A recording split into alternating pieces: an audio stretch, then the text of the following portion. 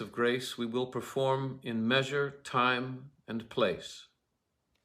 So he's saying we're going to take these steps thoughtfully. We're not going to be ruled by passion. We're going to take these steps at the time that they should be taken, and we're going to be thoughtful about it as we move forward. Obviously a good thing to do for a leader. So thanks to all at once, and to each one whom we invite to see us crowned at Scone. And that's the end of the play. And to Shakespeare's audience, this is the happiest of endings of such a dark play. Once again, England in Shakespeare's time had a king or queen that when that king or queen died, their son or daughter would take over. And you can argue whether that's fair or not, but what it helped with was a peaceful transition of power. There wasn't a civil war. Every time the king died, there wasn't a bunch of jockeying of power, and no one was dying in the streets every 30 to 35 years. That's what was happening in Scotland during the time of the play. So at the time of the play, the throne was taken on the battlefield. So when the king died, there was a huge civil war, and the strongest warrior came forth and won. That's the assumption. And that would be the new king. But with that system, there's just constant warfare. And to the Elizabethan mind, Shakespeare's audience, that is nuts. They thought, we have a much better system of governance. We just pass it down to the children of the king or queen, and it's clean. That makes sense. Also, we believe that the king or queen is God's instrument on earth. God put that person in, so it's God's will that this happen. And they were very, very opinionated about this. And also, less people die. So it's probably a pretty good system. So what we see is Duncan's son taking the throne. And so for the first time in Scotland, it looks like they are taking the English model and putting it on Scotland. And Scotland will have a much more English-like governance and will therefore be more like us, and we like that, and we think we're doing it right. So for Shakespeare's audience, it's like, oh, thank God, they're finally getting it. And big relief for everyone involved. And so Shakespeare finds a way to make a very happy ending at this very, very dark ride for the audience. I think it's kind of interesting because, if you really look at the history of English armies marching into Scotland, it ain't pretty. And they weren't doing it to help people. They were doing it to take over land and get control. And, you could just have to watch Rob Roy or Braveheart about that. The English were not the good guys marching into Scotland, generally speaking. I hope I'm not offending anybody by that. I think it's just history. Scotland is still pretty pissed off about that, actually. And so, I wonder how this plays, how this play goes over in Scotland when, Malcolm, our new hero, has an English army backing him to go take the throne. I wonder if they kind of go,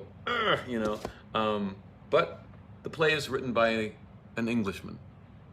And so it definitely has that perspective and just glosses over any wrongs that England might have done to Scotland. Doesn't look at that stuff at all. And then overarchingly, I think, the play, and I probably touched on it before, but I do think that this is an intensely moral play. What I take away from it is that I could march to hell. I could create a hell of my own life very easily, actually, because Shakespeare, the thing that is Macbeth's downfall, his weakness, is ambition. That's all it took. And I think Shakespeare chose ambition because it's probably one of the most common human failings. It's one that every audience member, they can look at Macbeth and go, me too. I'm ambitious. I wonder what moral corners I'm cutting in order to get ahead in this world. And I wonder how imperiled my soul is because of that. And so I think that for me, the theme of the play is that I should never think of myself as safe from disaster if I let ambition or any of my other failings rule my decision making. I could start down on the wrong road and start leading to suffering both for myself and people around me. And if I continue on that road and I don't course correct, I can create a hell out of my life. And going back to the Guy Fawkes Rebellion and the gunpowder plot, I think he's arguing these acts of killing the king, being in the league of the devil, these are bad. But any one of us could do that. None of us are immune from taking these kinds of actions, because Macbeth, if the play is done right, the whole audience has to admit, I'm kind of like Macbeth in some ways.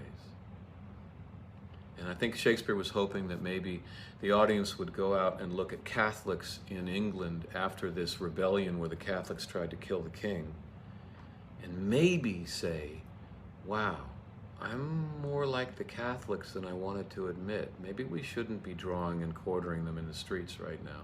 Maybe we should, don't let them kill the king, obviously, but maybe we're overreacting, and maybe we're being a little morally naive by saying that they're the dark, evil creatures and we're perfect. Maybe we're more alike, we're more like each other than we want to admit. Maybe we can have some humility there and therefore treat them like human beings, at least.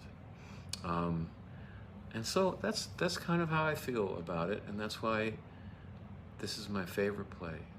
I think it's a very hard thing to be able to do in my life, is to look at someone who I think is really hurting people and really wrong, and tell myself, I'm like that person more than I want to admit. It's not my nature to do that. It's not my instinct, but I think that it's most important that I remind myself to do that.